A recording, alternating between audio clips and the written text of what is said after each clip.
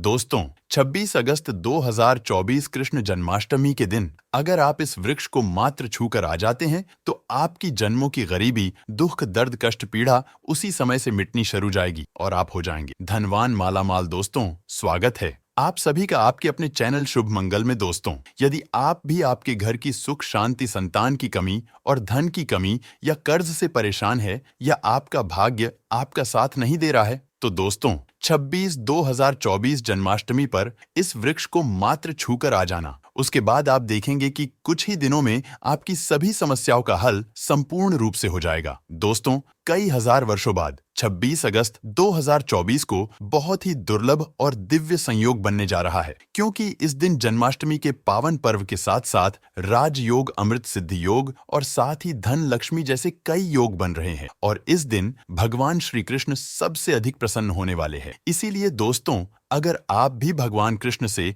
इस दिन जो भी सच्चे दिल से मांगेंगे वो मनोकामना आपकी जरूर पूरी होगी और इस दिन इस वृक्ष को छूने से जुड़ा ये उपाय आपकी किस्मत चमका देगा। आखिर कौन सा है वह कार्य जो आपको सभी कष्टों से मुक्त कर देंगे? आज की इस वीडियो में हम आपको विस्तार से बताएंगे, इसलिए दोस्तों वीडियो को आखिर तक जरूर देखें। और दोस्तों, अगर आप भी अपने जीवन में भगवान श्री कृष्ण की कृपा पाना चाहते हैं तो इस वीडियो को लाइक करें कि कमेंट में जय श्री कृष्ण, राधे राधे लिखना न भूले। दोस्तों, भगवान कृष्ण का जन्म भाद्रपद माह की कृष्ण पक्ष की अष्टमी तिथि को हुआ था। इस शुभ तिथि को भगवान कृष्ण के जन्म उत्सव के रूप में मनाया जाता है और इसे जन्माष्टमी कहा जाता है। दोस्तों, जन्माष्टमी 2023 पूजा का शुभ मुहूर्त 12 बजे से 12:44 तक जन्माष्टमी की पूजा की जाएगी। आपको बता दें, कान्हा का जन्म रोहिणी नक्षत्र में मध्यरात्रि में हुआ था। दोस्तों, इस बार जन्माष्टमी के दिन कई सारे दुर्लभ संयोग बन रहे हैं। इस बार के जन्माष्टमी के दिन ससंयोग और सस नामक राजयोग, कालसर्प योग, सर्वार्थ सिद्ध योग, अमृत सिद्ध योग का निर्माण हो रहा है, इसलिए इस दिन का और भी अधिक महत्व बढ़ गया है। दोस्तों, आज की वीडियो में हम आपको एक ऐसी चीज के बारे में बताने जा रहे हैं जिस उपाय को अगर आप कर लेते हैं तो इस जन्माष्टमी के दिन तो आपकी किस्मत खुल जाएगी, साथ ही सभी संकट और कष्टों से आपको मुक्ति मिल जाएगी। और दोस्तों, अगर आप इस दिन इन वृक्षों को छूकर आ जाते हैं जिन पर स्वयं भगवान नारायण वास करते हैं तो आपकी गरीबी तत्काल मिट जाएगी और कैसी भी आपकी मनोकामना हो, कैसी भी आपकी इच्छा हो, हर मनोकामना पूर्ण हो जाएगी। दोस्तों, हमारे हिंदू धर्म में वृक्षों को देव स्वरूप कहा गया है और इन वृक्षों में स्वयं भगवान महादेव और नारायण वास करते हैं। और आज मैं आप लोगों को उन पावन वृक्ष के बारे में बताऊंगा जिनको इस जन्माष्टमी के दिन छू लेने मात्र से आपकी जन्मों जन्मों की गरीबी मिट जाएगी। क्योंकि दोस्तों, ये ऐसे वृक्ष है जो देव वृक्ष कहे गए हैं या देवी स्वरूप कहे गए हैं। दोस्तों,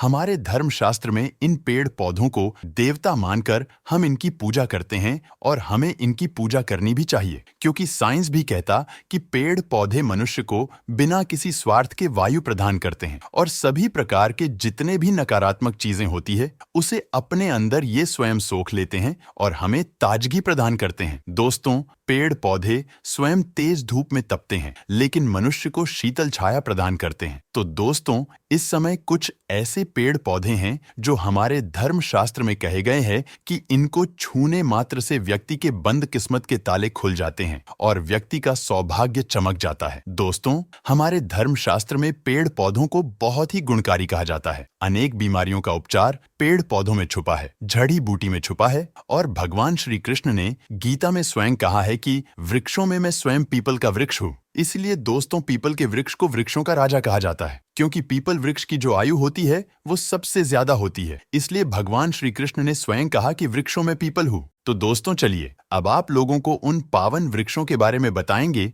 जो कि कल्याणकारी हैं, जो मंगलकारी हैं। अगर आप इन वृक्ष को छू लेते हैं इस जन्माष्टमी के दिन तो आपकी गरीबी तो मिटेगी ही मिटेगी, साथ ही आपके जीवन से परेशानियां भी खत्म हो जाएंगी, क्योंकि यह जो पेड़ पौधे हैं यह चेतना युक्त हो जाते हैं, यानी कि इस दिन इनमें चेतना आ जाती है और जन्माष्टमी के दिन स्वयं भगवान विष्णु जी इन वृक्षों में वास करते हैं। इस वजह से इनमें शक्ति आ जाती है और ये पेड़ पौधे जागृत अवस्था में आ जाते हैं। दोस्तों, इस समय इन पेड़ पौधों को मात्र जाकर छू दे, खास करके जो देवी स्वरूप कहे गए हैं यानी माता लक्ष्मी स्वरूप माने गए हैं, भगवान विष्णु जी के स्वरूप माने गए हैं, तो इन पेड़ पौधों को आप ऐसे छूकर आ जाते हैं तो आपके जीवन की जो परेशानी है, दुख तकलीफ है, कष्ट रोग बीमारी है, कलह क्लेश है, जीवन में बहुत बड़ी समस्याएं हैं, सब समाप्त हो जाएगी। तो दोस्तों, आज आप लोगों को कुछ ऐसे वृक्ष के बारे में बताऊंगा जो देव वृक्ष कहे गए हैं। वीडियो को ध्यान से देखना। अगर आज की वीडियो मिस कर दिए तो फिर सारी जिंदगी आपको पछताना पड़ेगा, क्योंकि इस समय जन्माष्टमी का पावन पर्व है और यह एक ऐसा समय होता है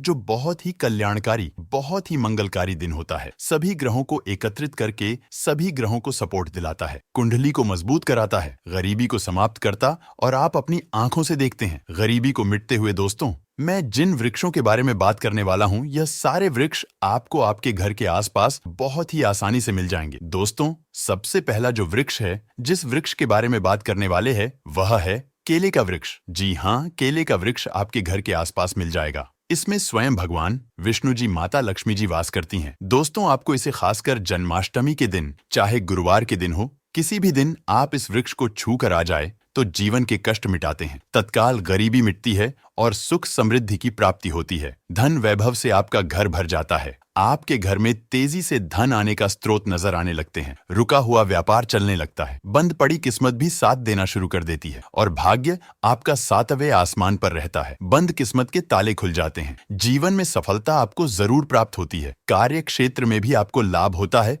तो दोस्तों, आपको केले का वृक्ष आसपास मिल जाएगा, तो इस वृक्ष को, इस पेड़ को छूकर आ जाए। इसमें स्वयं भगवान विष्णु जी वास करते हैं। केले का पेड़ बहुत ही पवित्र माना जाता है। कहते हैं केले के पेड़ में अगर जन्माष्टमी के दिन अगर एक लोटा जल गुरुवार के दिन दिया जाए, हल्दी चना किशमिश डालकर, तो जीवन में यश मान सम्मान की प्राप्ति और संतान की प्राप्ति होती है। अगला वृक्ष है दोस्तों तुलसी का पौधा। दोस्तों, तुलसी के पौधे को अगर आप छू कर आ जाते हैं तो जीवन के कष्ट मिटते हैं। इसमें भी माता लक्ष्मी का वास होता है। तुलसी के पौधे को छूने से भी आपकी गरीबी तत्काल मिटती है, महालक्ष्मी की कृपा बरसती है, घर से दुर्भाग्य दूर होता है। इसलिए जन्माष्टमी के दिन पीपल के वृक्ष के साथ साथ तुलसी का पौधा भी आपको घर के आस पास मिल जाएगा, या फिर आपके घर में लगा है तो सुबह शाम के दिन आप इन्हें छूकर आ जाए और अपनी मनोकामना जरूर बोल दे। साथ ही अगर बेल का वृक्ष भी मिल जाए तो इसे भी छूकर आ जाए तो बहुत ही लाभ और कल्याणकारी है। इसमें स्वयं नारायण और माता पार्वती वास करती हैं। दोस्तों, बेल का वृक्ष भी बहुत ही शुभ है और शमी का वृक्ष भी छूकर आ जाए, ये भी बहुत ही शुभ माना जाता है। इसमें भी सभी देवी देवता निवास करते हैं। साथ ही साथ नीम का पेड़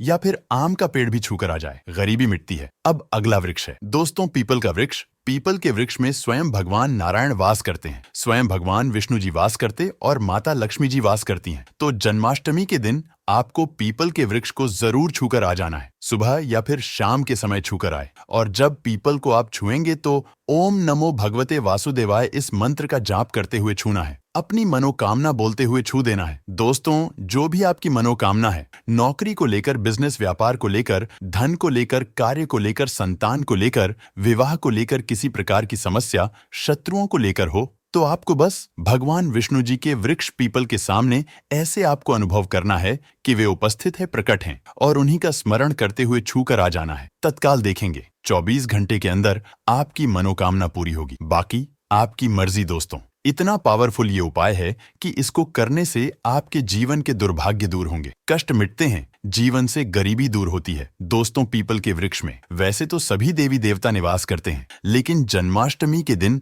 भगवान विष्णु और माता लक्ष्मी स्वयं निवास करने आती है, बैकुंठ लोक से धरती पर। इसलिए पीपल के वृक्ष को जरूर स्पर्श करके आप अपनी मनोकामना बोल देना, तत्काल आपकी गरीबी मिटेगी। दोस्तों, इस दिन जन्माष्टमी की व्रत कथा भी आपको जरूर सुननी चाहिए, जिसको सुनने मात्र से आपके सभी रुके हुए कार्य बनने लगेंगे। द्वापर युग में जब पृथ्वी पाप और अत्याचारों के भार से दबने लगी, तो पृथ्वी गाय का रूप बनाकर सृष्टिकर्ता विधाता ब्रह्मा जी के पास गई। सभी देवता ब्रह्मा जी के पास गए और ब्रह्मा जी को पृथ्वी की दुखांत कथा सुनाई। वहां उपस्थित सभी देवताओं ने निर्णय किया कि इस संकट के समाधान हेतु भगवान विष्णु के पास जाएंगे, और सभी लोग पृथ्वी को साथ लेकर क्षीर सागर में भगवान विष्णु जी के पास पहुंचे, जहां भगवान विष्णु शेष शैया पर शयन कर रहे थे। वहां जाकर सभी देवता गण भगवान विष्णु की स्तुति करने लगे। स्तुति करने से भगवान विष्णु की निद्रा भंग हुई। तब विष्णु जी ने सबसे आने का कारण पूछा। तब दीन वाणी से पृथ्वी बोली, महाराज, संपूर्ण भूमंडल पाप और अत्याचारों से घिर गया है और पृथ्वी इन पाप और अत्याचारों के भार में दबने लगी है। इसीलिए कृपा करके इस संकट का निवारण करें। यह सुनकर भगवान बोले, मैं ब्रजमंडल में वासुदेव गोप की भार्या कंस की बहन देवकी के गर्भ से जन्म लूंगा। इसीलिए तुम ब्रजभूमि में जाकर यादव कुल में अपना शरीर धारण करो। इतना कहकर भगवान विष्णु अंतर्ध्यान हो गए और देवता तथा पृथ्वी ब्रजभूमि में आकर यादव कुल के नंद, यशोदा तथा गोपियों के रूप में पैदा हुए। इसके बाद कुछ दिन ऐसे ही व्यतीत हो गए। वासुदेव नव विवाहित देवकी तथा साले कंस के साथ गोकुल में जा रहे थे। तभी अचानक भविष्यवाणी हुई कि हे कंस, जिसको तू अपनी बहन समझकर अपने साथ लेकर जा रहा है, उसी के गर्भ से 8वां पुत्र होगा जो तेरी मृत्यु का कारण बनेगा। इतना सुनते ही कंस तलवार उठाकर देवकी को मारने के लिए दौड़ा। तब वासुदेव ने कहा, कंस, यह औरत बेकसूर है और बेकसूर स्त्री को मारना उचित नहीं है। इसलिए जब भी देवकी के गर्भ से पुत्र का जन्म होगा तो पैदा होते ही मैं आपको अपनी सब संतान दे दूंगा। तो आपको कौन मारेगा? कंस ने उनकी बात मान ली और वासुदेव तथा देवकी को ले जाकर जेल में बंद कर दिया। जब भी देवकी के पुत्र होता तो कंस उन्हें मार देता। देवकी के साथ पुत्र मारे जाने के बाद 8वें गर्भ की बात कंस को मालूम हुई। इस बात का पता चलते ही कंस ने देवकी और वासुदेव को विशेष कारागार में ढलवाकर पहरा लगवा दिया। भाद्रपद माह की कृष्ण पक्ष की अष्टमी को भयावानी रात के समय जब शंख गदा पद्मधारी भगवान श्री कृष्ण का जन्म हुआ तो चारों ओर प्रकाश फैल गया। लीलाधारी भगवान की यह लीला देखकर वासुदेव और देवकी उनके सामने हाथ जोड़कर खड़े हो गए। भगवान श्री कृष्ण ने जब अपना बाल स्वरूप लिया तब देवकी और वासुदेव के हाथों की हथकड़ियां टूटकर खुल गई। दरवाजे अपने आप खुल गए और पहरेदार सोते हुए नजर आए। तब वासुदेव कृष्ण जी को अपने साथ लेकर वहां से निकल गए। जब वासुदेव ने यमुना को पार करने के लिए अंदर प्रवेश किया तो यमुना का स्तर बढ़ने लगा। भगवान के चरण कमल छूने को लालायित यमुना कृष्ण द्वारा पैर लटका देने पर भगवान के चरण कमलों को स्पर्श कर उतर गई। वह बिल्कुल घट गई। वासुदेव यमुना पार कर गोकुल धाम पहुंच गए। वहां जाकर खुले दरवाजे और सोई हुई यशोदा को देखकर बालक कृष्ण को वहीं सुला दिया और सोई हुई कन्या को लेकर चले आए। जब वासुदेव वापस कारागार में पहुंचे तो अपने आप उनके बेड़ियां लग गई और दरवाजे बंद हो गए। दरवाजे बंद होने के बाद वहां सोए हुए पहरेदार भी जग गए। हथकड़ियां लगने के बाद कन्या रोने लगी। तब जगे हुए पहरेदारों ने कन्या का रुदन सुनकर तुरंत कंस के पास खबर भेज दी कि देवकी का 8वां पुत्र जन्म ले चुका है। यह सुनकर कंस तुरंत दौड़ता हुआ आया। जब कंस ने कन्या को हाथ में लेकर पत्थर पर पटकना चाहा तो कन्या हाथ से छूटकर आकाश में उड़ गई और साक्षात देवी के रूप में प्रकट होकर बोली, हे कंस, तुम्हें मारने वाला तो गोकुल में पहले ही पैदा हो चुका है। पापी कंस अब वही तुम्हारा वध करेगा। यही भगवान बड़े होकर अकासुर और तारकासुर तथा कंस जैसे क्रूर राक्षसों का वध कर पृथ्वी तथा भक्त जनों की रक्षा की यह थी जन्माष्टमी की कहानी। दोस्तों, कृष्ण जन्माष्टमी की कहानी सुनने के बाद भगवान श्री कृष्ण जी की आरती करें और हम आशा करते हैं कि आपको कृष्ण जन्माष्टमी की कहानी पसंद आई होगी। धन्यवाद।